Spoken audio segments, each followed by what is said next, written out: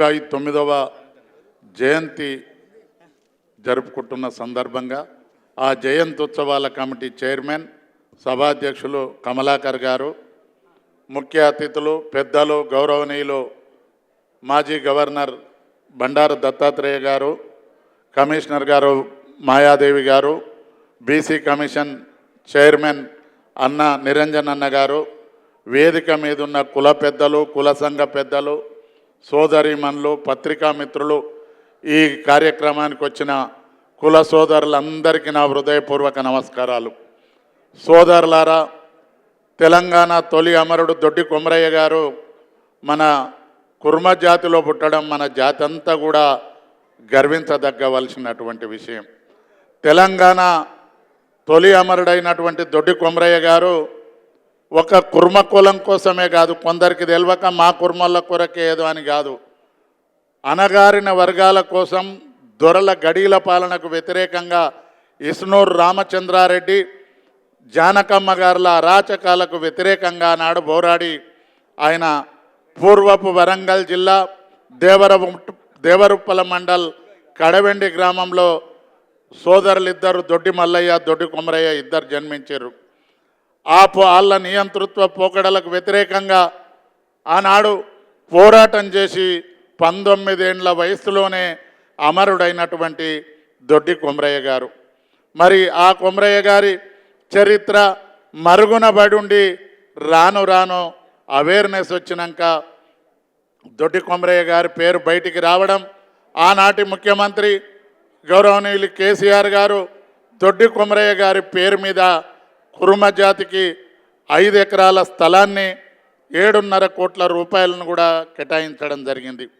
ఆనాడు అన్ని కులాలతో పాటు మన కులానికి ఇచ్చిన ఈ రాష్ట్రంలో ఏ కుల భవనాలు కాకుండా పెద్దలు యజ్ఞ మల్లేశన్న గారు ఎమ్మెల్సీగా ఉండి రాష్ట్ర అధ్యక్షునిగా ఉండి కుర్మ సంఘ భవనం కానీ ఆ స్థలం కానీ ప్రభుత్వం మారిన తర్వాత ప్రస్తుత ముఖ్యమంత్రి రేవంత్ రెడ్డి గారితో ఓపెనింగ్ కూడా చేయించడం జరిగింది.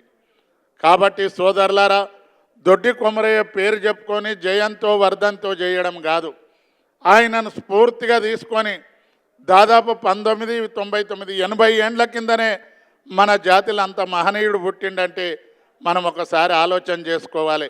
3వసారో 4వసారో ఇది దొడ్డి కొమరయ్య జయంతి వర్ధంతిని కూడా అధికారికంగా జరపకపోయేది. గతంలో ఒకసారి బిఎంఆర్ సార్త ఫంక్షన్ హాల్లో మునుగోడు బై ఎలక్షన్ అప్పుడు అధికారంలో ఉన్న కేటీఆర్ గారు, హరీష్ రావు గారు వస్తే ఆ మీటింగ్లో మేము మా దొడ్డి కొమరయ్య జయంతి ఉత్సవాలను వర్ధంతిని అధికారికంగా, అదేవిధంగా యాదవులది సదర్ ఉత్సవాన్ని కూడా అధికారికంగా నిర్వహించాలంటే ఆ వేదిక మీద ఉన్న హరీష్ రావు గారు, కేటీఆర్ గారు స్పందించి మేము ఇస్తామని చెప్పడం జరిగింది. కానీ ఎంబడే పెద్దలు మల్లేశన్న, నాగేశన్న మేమందరం అప్పుడు లెటర్ పెడితే మల్లేశన్న లెటర్ తోటి పోయిన ప్రభుత్వంలోనే ఈ దొడ్డి కొమరయ్య జయంతి వర్ధంతిని అధికారికంగా ప్రకటించినందుకు ప్రత్యేకంగా ధన్యవాదాలు చెప్తా ఉన్నాం. సోదరులారా, ఇప్పుడు రాష్ట్రంలో కుర్మ సంఘం,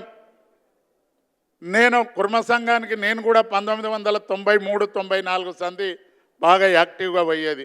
అప్పట్లో కూడా కొంతమంది తెలిసి తెలియక అనాగరికంగా ఉండి కొన్ని పంచాయతీలు పెట్టి ఉన్న కుర్మ సంఘం భవనం ఇవాళ కుర్మ సంఘం ఇవాళది కాదు, 1957 ఎవరో పెద్దలు దర్గా దుర్గయ్య మహానుభావులు స్థాపించి హాస్టల్ని ఏర్పాటు చేసి నడిపిస్తే మధ్యన కొంతమంది ఆ హాస్టల్ భవనాన్ని కూడా గులగొట్టడం జరిగింది.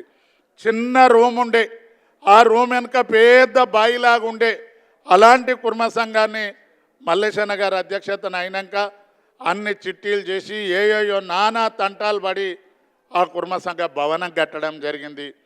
మన్సూరాబాద్లో ఉన్న 3 ఎకరాలన్నర స్థలం, దాన్ని కూడా హౌసింగ్ బోర్డ్ ల్యాండ్ అని చెప్పేది, దాన్ని కూడా గౌరవ ముఖ్యమంత్రిగా కేసీఆర్ గారు ఉన్నప్పుడు భవనానికి పర్మిషన్తో పాటు ఫీజు కూడా, ట్యాక్స్ కూడా ఫ్రీ చేయించి ఆ భవనం కూడా పర్మిషన్ తెచ్చి ఇవాళ భవనాన్ని ఒక స్కూల్కి ఇస్తే దాదాపు నెలకు 30 లక్షల రూపాయల కిరాయి వచ్చే పరిస్థితి ఏర్పడింది.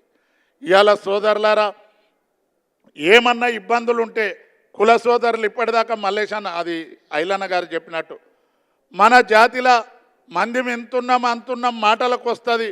ఒకరొకరు చెప్తారు నోటికి అడ్డం ఆదుపు ఉండదు. 30 లక్షలు అంటారు, 40 లక్షలు అంటారు, 20 లక్షలు అంటారు. అధికారికంగా ఎంతమంది ఉందో మరి ప్రభుత్వం కూడా రాష్ట్రంలో ఉన్న ప్రతి ఒక్క కుర్మది కూడా అందులో హక్కు ఎవరైనా ఇంటి లోపల కూర్చొని ప్రశ్నించుకోవచ్చు. కానీ లేక ఒక్క ఎమ్మెల్యే అయితే ఆ ఎమ్మెల్యేని పట్టుకొని అనరాని మాటలు, ఆ తెలివి తక్కువ మాటలు మాట్లాడడానికి బుద్ధి ఉండాలి. ఒకసారి ఆలోచన చేసుకోరి. ఇవాళ మాట్లాడితే సోషల్ మీడియాలో పెట్టి పడిరానోడు కొడతా ఉంటాడు. ఇవాళ సోషల్ మీడియాలో మీరు కూర్చొని వంకర టింకర మాటలు మాట్లాడవద్దు. అసొంటి మాటలు మాట్లాడితే దొడ్డి కొమరయ్య గారి ఆత్మ ఘోషిస్తుంది. ఏమన్నా తప్పు చేస్తే నిలబదీసి అడిగే రైట్ మీ అందరికీ ఉంది. ఎవరు కూడా అతీతులు గారు. కానీ మంచిని మంచనాలే, చెడు చేస్తే తప్పనండి. కానీ అట్లా మాట్లాడకండి అని నేను చెప్తా ఉన్నా. ఒక్కడు సోదరులారా, దొడ్డి కొమరయ్య వరదంతే ఇంతమంది పేర్లు వేసారు. ఎవడన్నా వచ్చినాడే వచ్చిన వాళ్ళు ఒక ఇద్దరు బీసీలు, ముగ్గురం కుర్మోళ్ళం. ఒక్కసారి ఆలోచన చేసుకోరి మనం ఏ స్థాయిలో ఉన్నాము. నోరు దగ్గర ఉందని ఊకే అట్లా మాట్లాడితే కుల గౌరవం తీసుకుంటారు. భారత రాజ్యాంగం కూడా డాక్టర్ బాబాసాహెబ్ అంబేద్కర్ తక్కువలే. ఇంత మంచి రాజ్యాంగం ప్రపంచంలో ఏ దేశంలో లేదు. సఫాయి ఊకే పారిశుద్ధ్య కార్మికురాలకి అదే ఓటకు. ముఖేష్ అంబానీకి ప్రపంచంలో ధనవంతుడైన ముఖేష్ అంబానీకి అదే ఓటకు. భారత ప్రధాని గౌరవ నరేంద్ర మోడీ గారికి, గౌరవ ముఖ్యమంత్రి రేవంత్ రెడ్డి గారికి కూడా అదే హక్కు. ఓట్లు ఎవరికి ఉంటే ఎక్కువేసుకుంటే వాళ్ళకి అధికారం వస్తుంది. ఒక్కసారి ఒక కుర్మలే కాదు, బడుగు బలైన వర్గాలకు అంత అవకాశం ఇస్తే మనకు బుద్ధే లేకపోయి ఓట్లు రాగానే అమ్ముకోవాలి, రోడ్ల మీద పడి అన్నింటినీ తిట్టాలి. మన ఓట్లు మనం వేసుకుంటే 540 మంది ఎంపీలు గెలుస్తాం, 119 మంది ఎమ్మెల్యేలు గెలుస్తాం. ఒక ఆయన తుపాకీ పట్టుకొని నక్సలైట్ని అనిపోతాడు. నీకు ఎందుకయ్యా తుపాకీ? నీ ఓటు చైతన్యం తీసుకురా, రాజ్యాధికారమే నీ చేతులకు వస్తుంది. ఒక ఆయన బీసీ నాయకులు మైకు ముంగట పెడితే ఎమోషనల్కి వచ్చి నోటికి వచ్చినట్టు మాట్లాడతారు. మళ్ళీ ఆవలికి పోగానే మీటింగ్ అయిపోగానే జేగులో దస్తి పెట్టుకొని మూతి దుడుచుకొని కారెక్కిపోతూనే ఉంటారు. అసొంటి అల్లరి చిల్లరి మాటలతోటే జాతి గౌరవం తీస్తున్నారు. భారత రాజ్యాంగం మనకు ఓటు హక్కు ఇచ్చింది. దాన్ని చైతన్యవంతులు కావాలి. మన జాతికి ఒక పుణ్యం ఉంది. ఆ బీరప్ప దయనో, ఆ కామరాతి దయనో, ఆ మల్లన్న దేవుని దయనో సోమరి పోతులు ఉండరు మన దాంట్లో. ఎవ్వరు కష్టం వాళ్ళు చేసుకుంటారు, బతుకుతారు గౌరవంగా. ఊళ్ళో ఒక సావుకారితో అనిపోతే అప్పిస్తారు. సరే, ఇంకో బీసీ గొల్ల కుర్మోడు పోటీ చేస్తే రెడ్లు కూడా మనకే ఓట్లు వేస్తారు మంచోళ్ళని. కానీ ఓర్వజాలని గుణం కూడా ఎంత ఉందంటే మనకున్నంత ఇంకెవరికి ఉండదు. దయచేసి అవన్నీ మార్చుకోవాలి. ఎవరన్నా పరిజ్ఞానం లేకుండా ఇద్దరు ముగ్గురు కలిసి ఈ కులాన్ని ఈ విధంగా చెయ్యాలని చూస్తే కరెక్ట్ కాదు. రేపు 5వ తారీఖు నాడు నాగోళ్ళ జనరల్ బాడీ మీటింగ్ పెట్టడం జరిగింది. అందరు రారి, ఒక కుటుంబ సభ్యుల్లాగా. ఎవరు చిన్న కాదు, ఎవరు పెద్ద గారు. ఎవరు ఏదన్నా తప్పు ఉంటే ఖండించండి, పద్ధతి తప్పి చేస్తే నిలదీయండి. కానీ సోషల్ మీడియాలో పెడితే ఖబర్దార్ ఎవరు కూడా. నేను కూడా కిందున్న మేధావులంతా కొంతమంది పిల్లలు ఎవరు తప్పు చేసినోని తన్నాలే, కులానికి అన్యాయం చేసినోని నిలదీయాలి. కానీ ఏదో తిట్టుకుంటా పోగానే కొట్టుకుంటా పోతే మంచి పద్ధతి కాదు. దొడ్డి కొమరయ్య గారిది వచ్చేసరికి 100వ జయంతి ఉత్సవాలు జరుగుతాయి. దయచేసి ఇప్పుడు ఎవరికి చెప్పాలి? రేకులకు కింద భూమికి ఈయన ఐలాన్ని ఒక్కడే వెళ్ళిపోయి, వినడానికి ఒక మంత్రి కూడా రాకపోయి. కానీ ఎవరికి చెప్తాం? ఆ 100వ జయంతి ఉత్సవాలనన్నా గౌరవంగా బాగా ఉన్నత స్థాయిలో చేయాలి. ఒక్కటి కూడా చెప్తున్నా, మీరు పోయి ఒక కాపల్ల మీటింగ్కో ఎల్మల్ల మీటింగ్కో వరి ఎంత సిస్టమేటిక్ ఉంటుంది. కమిటీ మెంబర్లు ఉంటే తడపడాయిస్తురేమయ్యా ఈ మీటింగ్ నడపడానికి. ఎప్పుడే కానీ గుర్రం కాదు ఉరికేది, గుర్రాన్ని ఉరికిచ్చే సైజు దగ్గర ఉంటుంది. నాయకత్వం చేసే నాయకునితాను ఉంటుంది బలం. కానీ ఏదో పదవి రాగానే నేను గొప్ప అయితే అది ఇది అనేది కాదు. ఈ కమిటీ కూడా ఈ తీరుగా కాదు, సిస్టమేటిక్గా ఉండాలి. వచ్చేసరికి శత జయంతి ఉత్సవాలను కూడా బ్రహ్మాండంగా గౌరవ ముఖ్యమంత్రి గారిని కూడా ఈ మీటింగ్కి రప్పియాలి. అన్ని రాజకీయ పార్టీల నాయకులను కూడా పెద్ద ఎత్తున జరపాలి. వచ్చే శత జయంతి ఉత్సవాల వరకు పెద్దలు ఐలన్న గారు అన్నారు, కాంస్య విగ్రహాన్ని హైదరాబాద్లో ట్యాంక్ బాండే కాదు ఏ కూడలినైనా పెట్టాలి. జనగామ జిల్లాకు ఆయన నామకరణం చేయాలి, ఆ ఎయిర్పోర్టుకు కూడా ఆయన నామకరణం చేయాలి. ఇంకోటి పెద్దలు మన జాతిలో కూడా బాగా జర్నలిజంలో అందవేసిన చెయ్యి పాశం యాదగిరి అన్న. నాకు తెలుసు, నేను 40 ఏళ్ల సంది పాలిటిక్స్లో ఉన్న కోట్ల విజయభాస్కర్ రెడ్డి ముఖ్యమంత్రిగా ఉన్నప్పటి సంది ఆయన ఇవాళ యాదగిరి అన్న ఎన్టీవీ టీవీ9 అందరికన్నా సీనియర్. కానీ మీ తెలివిని కూడా సహకరించి ఎవరు తప్పు చేస్తే వాళ్ళని దారిలో పెట్టడానికి మీ తెలివిని మీ శక్తిని ఉపయోగించాలి. పెద్దలు ప్రొఫెసర్ కంచైలయ్య గారు కూడా పాపం ఐలయ్య సార్ కూడా ఒక 50-60 మంది కుర్మలను పిహెచ్డి చేయించిండు, అన్నీ చేసిండు.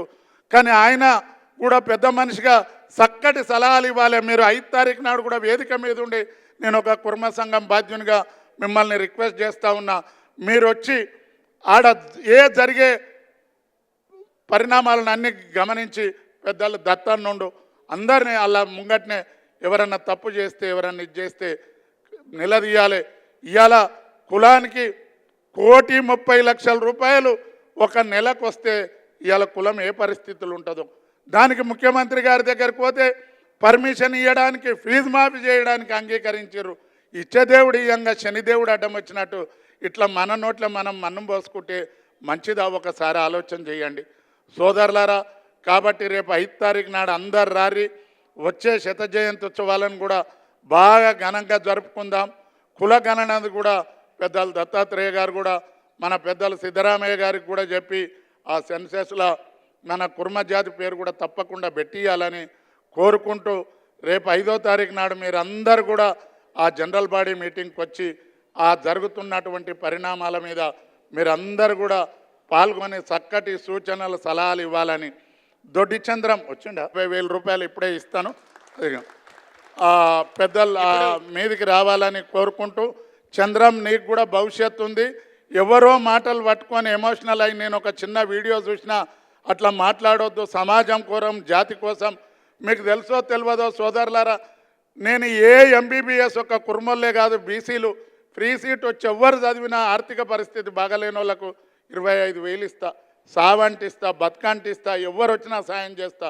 ఇంకొకటి ఆ కోకాపేటలో ఏర్పాటు చేసే స్కూల్లో 10% సీట్లు మన కమ్యూనిటీకి ఇస్తామన్నారు. అంటే వాళ్ళ నామ్స్ ప్రకారం అందులో అడ్మిషన్ వస్తే ఆ స్కూల్ ఫీజు 7-8 లక్షలు ఉంటుంది. 10 అంటే ఒక 100 మంది పిల్లలకు ఫ్రీ అడ్మిషన్ దొరికితే జాతికి ఎంత లాభం జరుగుతుందో ఒకసారి ఆలోచన చేయండి. కూట్ల అన్నం పెట్టకున్నా సరే కానీ పెట్టిన కూట్ల మన్ను పోసే ప్రయత్నం మాత్రం చేయకూరి. మమ్మల్ని తిడితే ఆ దేవుని మీద మన్ను వస్తే ఆ ముఖం మీద పడ్డట్టే.